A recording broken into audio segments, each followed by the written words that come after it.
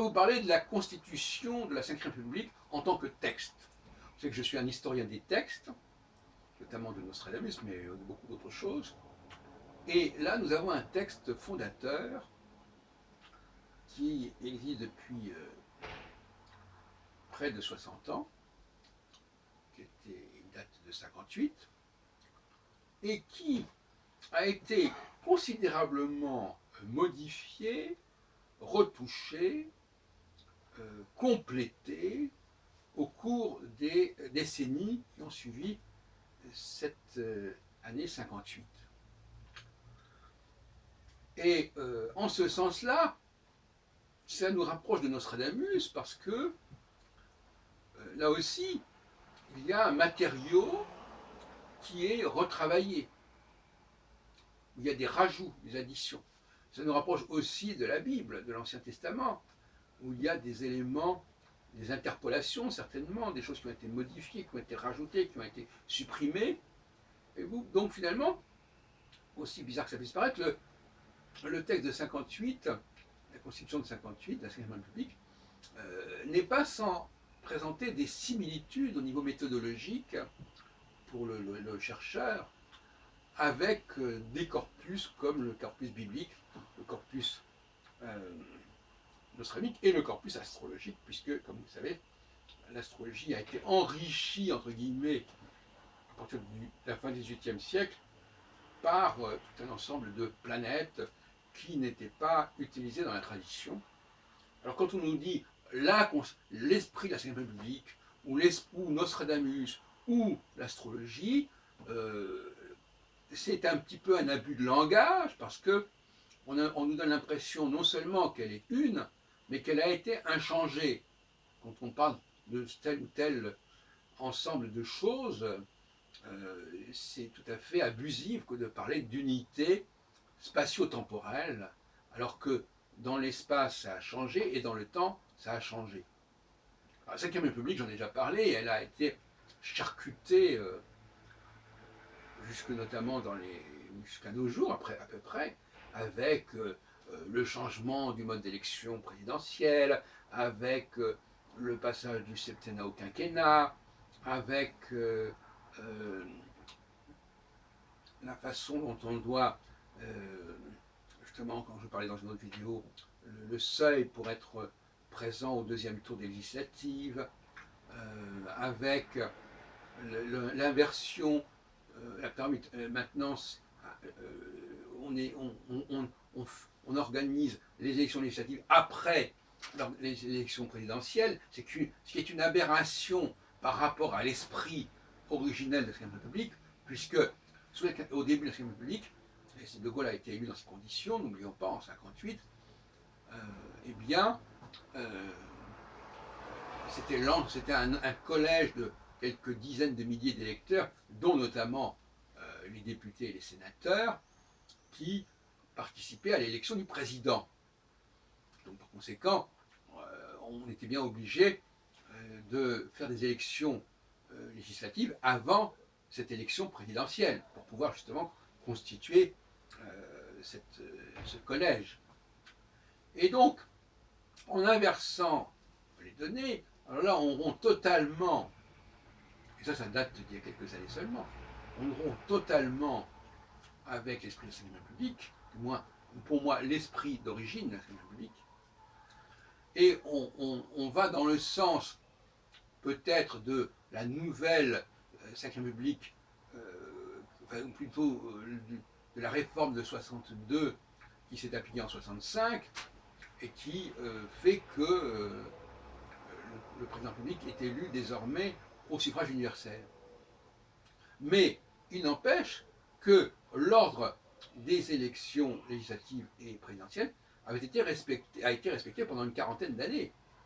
Donc donc là aussi, voyez-vous, il y a des espèces d'incohérences structurelles qui sont assez étonnantes. On disait que le président a été élu au suffrage universel, mais l'Assemblée était élue avant le président de la République. C'est-à-dire, dans un certain nombre de cas, ça ne s'est pas produit parce qu'il y a aussi la dissolution, qui est une loi qui existe déjà depuis l'origine de la Ve République, mais qui n'a pas été bien gérée, puisque, en réalité, on a voulu mettre en synchronie le quinquennat présidentiel et le quinquennat législatif, alors qu'on sait très bien qu'on peut dissoudre l'Assemblée. Et donc, par conséquent, bon, donc ça ne veut rien dire. La seule dissolution remarquable, d'ailleurs, ça a été celle de 1988, en réalité. Lorsque Mitterrand a été réélu président de la République, alors que 2 ans plus tôt, il y avait eu une majorité de droite, avec comme Premier ministre d'ailleurs Édouard Balladur. Et donc, comme Mitterrand n'avait pas du tout l'intention de continuer cette cohabitation, il a dissous cette assemblée élue 2 ans plus tôt pour pouvoir avoir une majorité à sa disposition, ce qui n'a pas été tout à fait le cas, mais enfin, ça a été plus ou moins. Et il a nommé Michel Rocard comme Premier ministre, ce qui était une forme de cohabitation par certains côtés. Et alors à propos de cohabitation, je voudrais insister sur un point qui me paraît très important, dont j'ai peut-être parlé, mais je ne me souviens plus très bien, à savoir que, en réalité, nous sommes en situation de cohabitation. Ce n'est pas la cohabitation classique, mais c'est une nouvelle forme de cohabitation, ce que n'ont pas relevé les journalistes et les commentateurs politiques. Emmanuel Macron a pris les devants de la cohabitation. C'est-à-dire, comme il savait très bien, alors il a gagné son pari, mais en réalité, il a élaboré une cohabitation en prenant le Premier ministre des Républicains et un ministre de l'économie républicain, notamment. Et donc, par conséquent, il a fait en sorte que son gouvernement ressemble à ce qu'il aurait pu être si les Républicains avaient gagné les élections législatives. Et ce faisant, il a instauré une sorte de vaccin qui s'est vacciné contre cette perspective en prenant les devants et en établissant une cohabitation qu'on appelle soft, c'est-à-dire voulue soi-disant par le président et non pas imposée par le Parlement, mais finalement, on est bel et bien dans une cohabitation d'un nouveau genre, avec toutes les ambiguïtés de la cohabitation. Parce que qu'est-ce que c'est que la cohabitation, que ce soit celle de 86, 93 ou de 97, sinon une forme de centrisme par certains côtés, puisqu'on a un président et un Premier ministre qui ne sont pas du même parti. Donc on est dans une cohabitation. Alors donc c'est une sorte de langue de bois de dire que nous n'avons pas une situation de cohabitation. Ça ne peut être que cela. Et ce que ça n'a pas été dit. Ça n'a pas été dit parce que les gens ne regardent pas la réalité, ils regardent un certain nombre de manifestations virtuelles de cette réalité, qui elles-mêmes, d'ailleurs, ces manifestations virtuelles, génèrent du réel, en quelque sorte. Et d'ailleurs, je reterminerai cette petite causerie sur l'astrologie, enfin, à propos de l'astrologie, en disant que l'astrologie génère du virtuel, bien évidemment.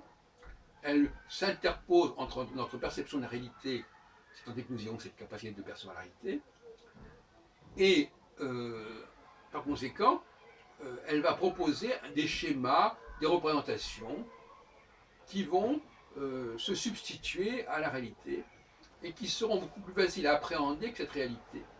De la même façon que pour quelqu'un par exemple qui ne voit pas loin, il est plus facile qu'il regarde les signaux qui sont marqués, les informations qui sont marquées sur un panneau numérisé à l'arrêt d'autobus que de regarder s'il n'y a pas un autobus qui arrive à 1 km ou 2 km de distance.